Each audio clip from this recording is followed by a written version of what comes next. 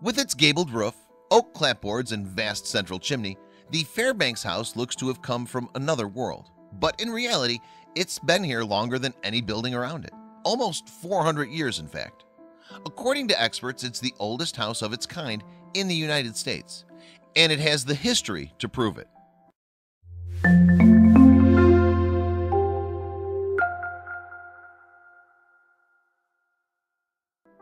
When European settlers first arrived in America in the 16th century, they encountered a wild and inhospitable land. In fact, many of the first colonies ended in disaster. As supplies ran out, disease decimated their populations, and clashes with Native Americans escalated into all-out wars. However, the settlers persevered, and by the time that the Mayflower arrived with its cargo of English pilgrims in 1620, a number of colonies were already thriving across the modern-day U.S.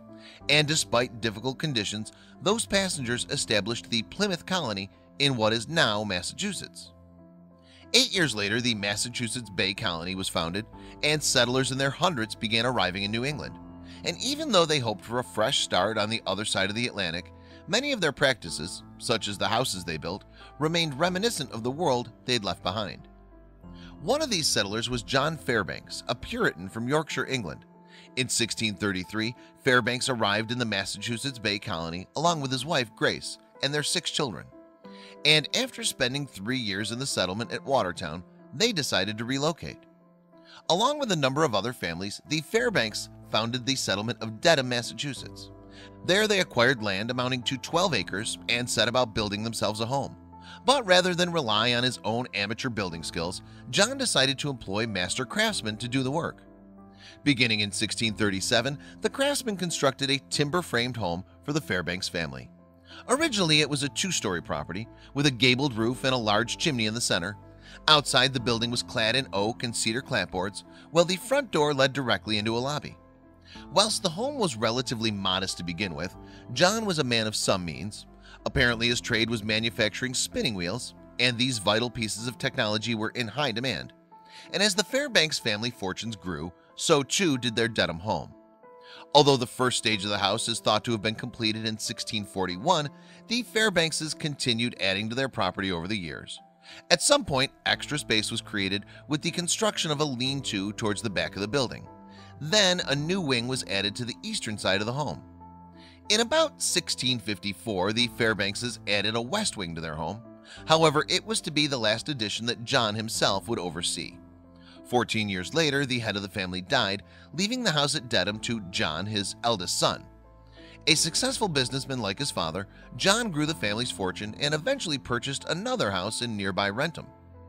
When John died in 1684, his 2 youngest sons, Joseph and Benjamin, inherited the house at Dedham. And while Benjamin took a share of the attached farmland, Joseph moved into the family home. For 2 generations, the property was passed down through the Fairbanks family until one son decided to let his brothers buy him out. By then it was 1775, and the house came into the ownership of Samuel, Israel, John, and Ebenezer Fairbanks. But Ebenezer soon bought the shares held by his brothers, making him the sole owner of the property. And it was during this period that some of the most significant alterations took place. Beginning towards the end of the 18th century, a series of modifications were made to the Fairbanks house. First, another wing was added on the east side, followed by an extension that created a large parlor. Then a new wing was constructed on the west side of the property. Back then, the Fairbanks were prosperous, and luxurious additions such as wallpaper adorned the house. But as Ebenezer grew older, he handed responsibility for the house over to his son, and the family's fortunes began to wane. Without his forefathers' talent for business, Ebenezer Jr. soon found himself in debt. Sadly, it was around this time that the Fairbanks received another blow. Jason, Ebenezer's younger brother, was found guilty of murdering his sweetheart, Elizabeth Faze. And when he was sent to the gallows in 1801, it caused a scandal that would haunt the family for many years to come. With the decline in the Fairbanks fortunes, the elaborate additions to the family home drew to a halt. As time passed, in fact, the only concession made to modern living was a privy installed in 1881. Aside from that, the house remained stuck in the past, without luxuries such as electricity or running water. By that time, the house had passed to the female line of the Fairbanks family. After Ebenezer's wife Mary died, her 3 daughters inherited the home, and when they passed on without any children, a niece, Rebecca, took over ownership of the property. Eventually in 1904, she was forced to leave for good. That wasn't the end of the story, however.